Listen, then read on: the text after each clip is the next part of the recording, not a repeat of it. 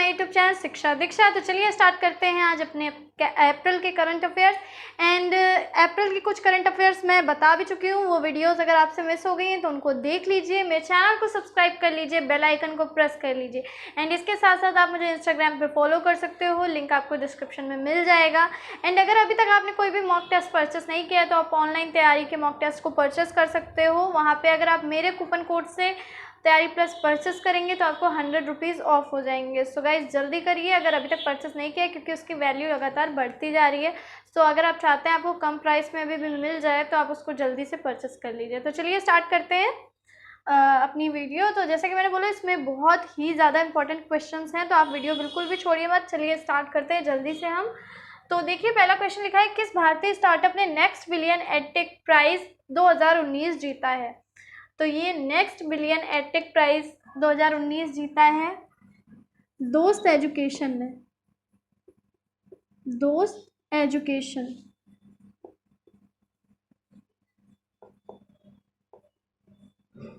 दोस्त एजुकेशन ने next billion edtech prize 2019 जीता है। और मैं आपको बता दूं, ये वर्के फाउंडेशन की तरफ से ये जो प्राइज़ है नेक्स्ट बिलियन एडटेक प्राइज़ ये दिया जाता है। तो ये कुल मिला के क्यों जीता है ये मैं आपको बता दे रही हूँ कि ये इसलिए जीता है इस दोस्त एजुकेशन ने, क्योंकि ये ऐसे ऑडियो क्लिप्स एंड पढ़ाई के लिए ऐसे ऐसे टूल्स प्रोवाइड कराता है जो कि लोग आराम से मोबाइल पे अपने देख सकते हैं और अपने बच्चों को समझा सकते हैं प्राइमरी शिक्षा के लिए, यानी कि शिक्षा को और ज़्यादा से ज़्यादा बेहतर कैसे किया जा सके। इसके लिए दोस्त एजुकेशन ने बहुत ही अच्छा काम किया और इस वजह से इसको ये नेक्स्ट बिलियन एडटेक प्राइज़ मिला है। और ये जो प्राइज़ है इसकी इनाम राशि है $25,000, ठीक है। तो ये $25,000 की इनाम राशि मिली है दोस्त एजुकेशन को। इसके अलावा 2 और स्टार्टअप्स हैं जिनको कि जो राशि है, इनाम राशि ये मिली है, वो भी जीते हैं। तो उसमें से एक इजिप्ट का है और इसके अलावा एक है तंजानिया का, ठीक है। तो हमें जिससे मतलब है वो है हमारे इंडिया का दोस्त एजुकेशन। 2 लड़कियों के द्वारा ये स्टार्टअप चलाया गया है और ईच जो है हम बोल सकते हैं पर्टिकुलर इन तीनों को अलग अलग $25,000 राशि मिली है, ताकि ये अपने काम को और बढ़ावा दे सकें। और ये जो दोस्त एजुकेशन है इससे लोगों को बहुत फ़ायदा भी हुआ है। उनके जो भी बच्चे हैं छोटे छोटे, तो वो इस दोस्त एजुकेशन से बहुत सारी चीज़ें ऐसी हैं जो कि स्टार्टिंग की चीज़ें जो हम लोग बेसिक में पढ़ते हैं छोटे बच्चों के लिए जो है होती है प्राइमरी लेवल की चीज़ें, उनको बहुत ही आसान वे में, बहुत ही मज़ेदार वे में समझाया जाता है, जिससे कि उनके दिमाग में वो अच्छी तरह से वो सारी चीज़ें आ सकें। चलिए नेक्स्ट चीज़ हम देखते हैं। नेक्स्ट क्वेश्चन है हमारा, हाल ही में सुर्खियों में रहा T-90 टैंक किस देश से संबंधित है?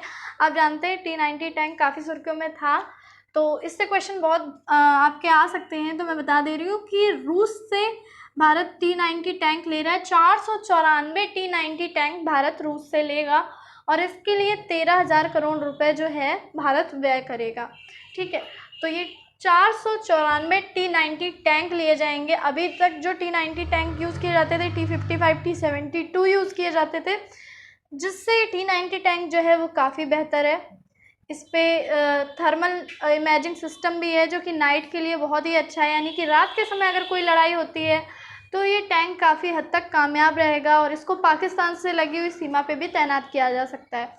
तो बहुत ही बोल सकते हैं एक बहुत ही अच्छी चीज़ भारत के लिए है ये T-90 टैंक। और जो पुराने T-90 टैंक की जगह अब ये पुराने टैंक्स की जगह भी ये T-90 टैंक लेगा, ठीक है। तो आपको इतना याद रखना है कि भारत ने रूस से इन T-90 टैंकों का समझौता किया। 494 T-90 टैंक लिए जाएंगे 13,000 करोड़ रुपए की राशि पे।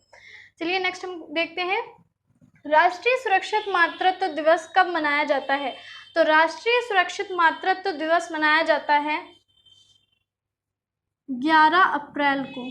क्यों मनाया जाता है? तो इसलिए मनाया जाता है ताकि जो भी माताएं जो जिनके भी शिशु हुए हैं उनको इसका लाभ मिल सके। इसके अलावा बहुत सारी चीज़ें हैं जो औरतों के लिए, ठीक है। तो उन सारी चीज़ों को ध्यान में रखते हुए ये राष्ट्रीय सुरक्षित मातृत्व दिवस मनाया जाता है, यानी कि कैसे एक सुरक्षित मातृत्व दिवस मनाया जा सके, इसके लिए एक दिन जो है, एक तिथि है वो निश्चित की गई है जो कि है 11 अप्रैल। चलिए नेक्स्ट देखते हैं, किस देश के वैज्ञानिकों ने खतरनाक रसायनों का पता लगाने वाले सेंसर की खोज की है? तो खतरनाक रसायनों का पता लगाने वाले सेंसर की खोज की है अमेरिका के वैज्ञानिकों ने। तो अमेरिका के एक विश्वविद्यालय के वैज्ञानिकों ने ये खोज की है। मैंने इसको एरो बना के ऊपर लिख दिया, यहाँ जगह थोड़ी कम थी, तो आपको ये अच्छे से तैयार करना है कि किस देश के वैज्ञानिकों ने खतरनाक रसायनों का पता लगाने वाले सेंसर की खोज की? अमेरिका। चलिए नेक्स्ट देखते हैं, भारत के किस फ्लैगशिप कार्यक्रम को ग्लोबल वाटर समिट में public water agency of the year का सम्मान प्रदान किया गया? तो नमामि गंगे जो स्वच्छ गंगा मिशन है, इसको ग्लोबल वाटर समिट में public water agency of the year का सम्मान प्रदान किया गया है। लंदन में ये सम्मान प्रदान किया गया। और आप तो जानते हैं नमामि गंगे योजना के तहत गंगा को स्वच्छ बनाना है, और ये सम्मान जो है वो इसीलिए दिया जाता है कि कैसे वहाँ के वाटर रिसोर्सेज को साफ बनाया जा सके, साफ़ सुथरा किया जा सके। इन सारी चीज़ों पे जो भी फ्लैगशिप कार्यक्रम आयोजित किए जाते हैं देशों में, उनको सम्मान मिलता है वहाँ पे। तो हमारे भारत का जो नमामि गंगे फ्लैगशिप कार्यक्रम है, उसको ग्लोबल वाटर समिट में public water agency of the year का सम्मान मिला है। इसको आपको अच्छे से तैयार करना है, ठीक है। नेक्स्ट हम देखते हैं, किस भारतीय क्रिकेटर को विजडन द्वारा leading cricketer of the year नामित किया गया? तो विराट कोहली को विजडन पत्रिका में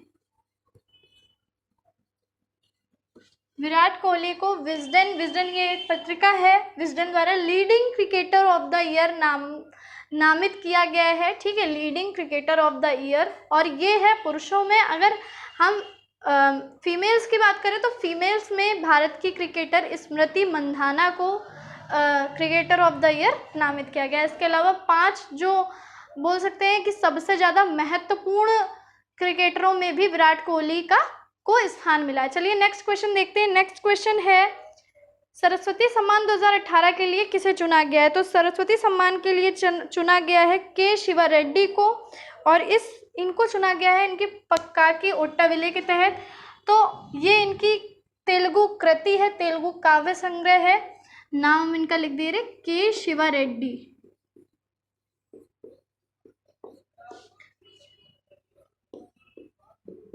तेलुगु कवि हैं, ठीक है।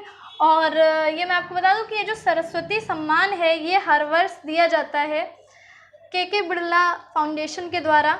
और इस सम्मान में मोस्टली होता क्या है, जो संवैधानिक अनुसूची में जो भाषाएं हैं, संविधान की 8वीं अनुसूची में जो भाषाएं हैं, उन भाषाओं के लिए जो उत्कृष्ट कवि हैं, जो उत्कृष्ट उन भाषाओं पे कार्य करते हैं, उनको हर वर्ष इस सम्मान से सम्मानित किया जाता है। और इस बार इस सम्मान से सम्मानित किया जाएगा के शिवा रेड्डी को। इस सम्मान के तहत 15 लाख रुपए, प्रशस्ति पत्र और एक प्रतीक चिन्ह भेंट किया जाता है। और मैं आपको बता दूं कि पहला सरस्वती सम्मान जो मिला था वो मिला था हरिवंश राय बच्चन को। उन्होंने अपनी आत्मकथा लिखी थी 4 खंडों में, उसके लिए उनको ये सरस्वती सम्मान मिला था, ठीक है। तो वो पहला सरस्वती सम्मान था। और अब की बार सरस्वती सम्मान 2018 जो मिल रहा है वो है के शिवा रेड्डी को। और फिर से मैं बता दूं, अपने तेलुगु काव्य संग्रह के लिए, ठीक है। चलिए नेक्स्ट देख लेते हैं, WHO द्वारा जारी 15 सबसे अधिक प्रदूषित शहरों की सूची में पहले स्थान पर कौन सा शहर है? तो पहले स्थान पे कानपुर ही है। और पहले भी आपको पता है, पहले भी कानपुर आ चुका है और इस बार भी कानपुर ही है। चलिए और देख लेते हैं कि और कौन कौन से शहर हैं जो इस श्रेणी में है। तो वर्ल्ड हेल्थ ऑर्गेनाइजेशन ने ये रिपोर्ट जारी की थी जिसमें 15 सबसे अधिक प्रदूषित शहरों की सूची जारी की गई थी, जिसमें पहले नंबर पे कानपुर है, सेकेंड नंबर पे है हरियाणा का फरीदाबाद, थर्ड नंबर पे है वाराणसी और दिल्ली का स्थान है 7वां, ठीक है। तो आपको ये ध्यान रखना है कि पहला है कानपुर, सेकंड में है हरियाणा का फरीदाबाद, थर्ड पे है वाराणसी और दिल्ली का स्थान जो है वो 7वां है इस बार। चलिए नेक्स्ट देख लेते हैं, किस टेलीस्कोप की सहायता से ब्लैक होल का प्रथम चित्र लिया गया है? तो टेलीस्कोप का नाम है इवेंट होराइजन टेलीस्कोप, यानी कि EHT। एक प्रोग्राम चला था वहाँ पर EHT प्रोग्राम जो कि 2012 में चलाया गया था। इसके तहत था क्या, इस इवेंट होराइजन टेलीस्कोप प्रोग्राम के तहत, कि ऐसी 6 जगहों पर जहाँ उनको लगता था, ऐसी 6 जगहों पर ये टेलीस्कोप तैनात किए गए थे जिससे कि ब्लैक होल का चित्र लिया जा सके। और ऐसा हुआ भी। अभी इसी अप्रैल में ब्लैक होल का एक पहला चित्र जो है, जो कि ले लिया गया है, और बोला जा रहा है लगभग 6.5 अरब द्रव्यमान जो है, सूर्य के द्रव्यमान की तुलना में इसका ज़्यादा है। ब्लैक होल आप जानते हो कि एक तरीके का बहुत ज़्यादा अट्रैक्ट करता है, इवन वो प्रकाश को भी अपने अंदर घसीट लेता है, जिसकी वजह से आप जानते हैं ब्लैक तो होता ही वो। उसके बारे में, ब्लैक होल के बारे में कभी आपको अच्छे से जब साइंस का कुछ बताऊंगी तो आपको बताऊंगी, ठीक है। तो ये चीज़ हमको याद रखनी है कि इवेंट होराइजन टेलीस्कोप द्वारा ब्लैक होल का प्रथम चित्र लिया गया है, ठीक है। चलिए नेक्स्ट हम लोग देखते हैं, जामिया मिलिया इस्लामिया विश्वविद्यालय की पहली महिला वाइस चांसलर कौन बनी। तो पहली महिला वाइस चांसलर बनी है नज़मा अख्तर। नज़मा अख्तर ये बनी है पहली महिला चांसलर कहाँ की, जामिया मिलिया इस्लामिया विश्वविद्यालय की, ठीक है। राष्ट्रपति द्वारा इनको इस वाइस चांसलर पद पे शपथ भी दिलाएगी। 5 वर्षों के लिए इनका कार्यकाल रहेगा नज़मा अख्तर का। और चांसलर की बात अगर करें कि जामिया मिलिया इस्लामिया के चांसलर कौन है, ये भी क्वेश्चन अब नहीं बनेगा, लेकिन मैं बता दे रही हूँ आपको कि नजमा हेपतुल्ला बन भी सकता है क्वेश्चन। तो नजमा हेपतुल्ला जो कि मणिपुर की राज्यपाल हैं इस समय, तो वो चांसलर है वहाँ की। और वाइस चांसलर जो बनी है वो पहली महिला बनी है इस बार, जो कि है नजमा अख्तर, ठीक है। चलिए नेक्स्ट देख लेते हैं, IPL में 100 मैच जीतने वाले पहले कप्तान कौन बने। तो वो बने हैं महेंद्र सिंह धोनी।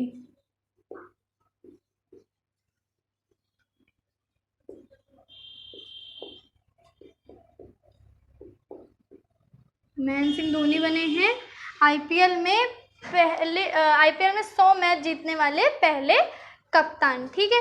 तो IPL में लगभग 166 मैच खेले हैं, जिसमें कि 100 मैच ऐसे हैं जिसमें उन्होंने जीत हासिल की है, जिसमें वो कैप्टन रहे। 166 ऐसे मैच खेले हैं जिसमें वो कैप्टन रहे, इसमें 100 मैच में वो जीते। इनके बाद महेंद्र सिंह धोनी के बाद जो सबसे ज़्यादा ऐसे मैचों में जीता है IPL के, वो हैं गौतम गंभीर, ठीक है।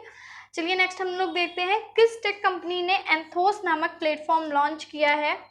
तो ये एक क्लाउड सर्विस है और ये लॉन्च की है गूगल ने। ये एंथोस प्लेटफॉर्म जो है, इसके तहत जो है गूगल को कहीं से भी चलाया जा सकता है, मतलब कहीं से भी हम बोल सकते हैं, जैसे कि क्लाउड सर्विसेज उसकी जो है वो दी जा सकती हैं, ठीक है। चलिए नेक्स्ट देखते हैं, जलियांवाला बाग हत्याकांड किस वर्ष हुआ। तो जलियांवाला बाग हत्याकांड हुआ था 13 अप्रैल 1919 को। ये आप जानते हैं बहुत बड़ा नरसंहार था, जिसमें कि ब्रिटिश सरकार ने तो बहुत कम बताए थे कि बहुत लगभग 350 लोग बोला था कि मरे थे, लेकिन ऐसा नहीं हुआ था। जब कांग्रेस ने ये चीज़ का पता लगाया था तो उसने बताया था कि लगभग 1000 लोग हैं जो कि मारे गए, ठीक है। तो बहुत बड़ा नरसंहार था जलियांवाला बाग हत्याकांड। बच्चे, बूढ़े, महिलाएं जो भी मिले सब पे गोलियां चला दी गई थी। तो जलियांवाला बाग में हुआ था ये, और हुआ था 13 अप्रैल 1919 को, ठीक है। चलिए नेक्स्ट देखते हैं, हिमाचल दिवस कब मनाया जाता है। तो हिमाचल दिवस मनाया जाता है 15 अप्रैल को। 15 अप्रैल 15 अप्रैल 1948 को हिमाचल प्रदेश का गठन हुआ था। इसी वजह से 15 अप्रैल को हिमाचल दिवस मनाया जाता है। और 15 अप्रैल के दिन हिमाचल प्रदेश में सार्वजनिक अवकाश भी रहता है, ठीक है। तो इस चीज़ को आपको याद रखना है। चलिए नेक्स्ट देखते हैं, नया रक्षा सचिव किसे नियुक्त किया गया है। तो नया रक्षा सचिव नियुक्त किया गया है गार्गी कौल को। गार्गी कौल जो हैं लेखा परीक्षक की अधिकारी भी रह चुकी हैं, और इनको इस बार जो है वो नया रक्षा सचिव नियुक्त किया गया है, ठीक है। अबू धाबी अंतर्राष्ट्रीय पुस्तक मेले में गेस्ट ऑनर कौन सा देश है। तो गेस्ट ऑनर है भारत। जो अब की बार पुस्तक मेला अबू धाबी में आयोजित होगा उसमें Bharat as a guest honour रहेगा, और वहाँ पर भारत के भी बहुत सारे लेखकों की जो कृतियाँ हैं उनको प्रदर्शित किया जाएगा। भारतीय पवेलियन में। इसके साथ ही जो वहाँ की अपनी संस्कृति है उसको दिखाया जाएगा। तो एक अच्छा सा आयोजन होगा जिसमें जो गेस्ट ऑनर है इस बार वो है भारत। चलिए नेक्स्ट देखते हैं, किस विश्वविद्यालय के वैज्ञानिकों ने पदार्थ की नई अवस्था की खोज की है? तो ये विश्वविद्यालय है एडनबर्ग विश्वविद्यालय। एडनबर्ग विश्वविद्यालय के वैज्ञानिकों ने पदार्थ की एक नई अवस्था की खोज की है। और जैसा कि अभी हम लोग जानते थे कि पदार्थ की बोली जाती थी कि 3 अवस्थाएं हैं, द्रव, ठोस और गैस। ठीक है, तो द्रव, गैस और ठोस ये 3 अवस्थाएं मानी जाती थी। इसके अलावा एक कोलाइडी अवस्था हम अलग से मानते थे, लेकिन यहाँ पे जो एक अवस्था मोस्टली इन तीनों के अलावा एक आई है वो बोली जा रही है मेल्टेड चैन अवस्था जो मानी जा रही है, उसके तहत ये लोग मान रहे हैं। क्योंकि ऐसा देखा भी गया कि जब पोटेशियम को बहुत अधिक ताप और दाब उस पर दिया गया तो उसमें एक जालीनुमा संरचना पैदा हो गई पोटेशियम के अणुओं में। तो उसमें हुआ क्या, पोटेशियम के परमाणुओं में, तो उसमें जो पोटेशियम था उसकी कुछ लिक्विड स्टेट भी थी और उसके कुछ जो थी एक तरह से ठोस स्टेट भी थी। तो उसने एक टाइम पे लगभग 2 अलग अलग स्टेट में आ गया, जिसको मेल्टेड चैन स्टेट ये लोग बोल रहे हैं। तो 2 अलग अलग स्टेट देखी गई। ऐसे और भी बहुत सारी चीज़ें जैसे बिस्मथ हो गया, इन सब पे भी ये सारी चीज़ें अब चेक की जाएंगी क्या ऐसा सभी में होता है या सिर्फ पोटेशियम में। तो ऐसी बहुत सारी लगभग दर्जन भर की चीज़ें हैं जिन पे अभी ये सारी चीज़ चेक की जाएगी कि ये भी मेल्टेड चैन स्टेट में आती है, ये सारी चीज़ें भी मेल्टेड चैन स्टेट में आती है। तो ये एक नई अवस्था खोजी गई है एडनबर्ग विश्वविद्यालय द्वारा। ठीक है, तो आज के जो क्वेश्चन थे वो हो गए। आई होप आप लोगों को समझ में आए होंगे। आप लोग इसका स्क्रीनशॉट भी ले सकते हो।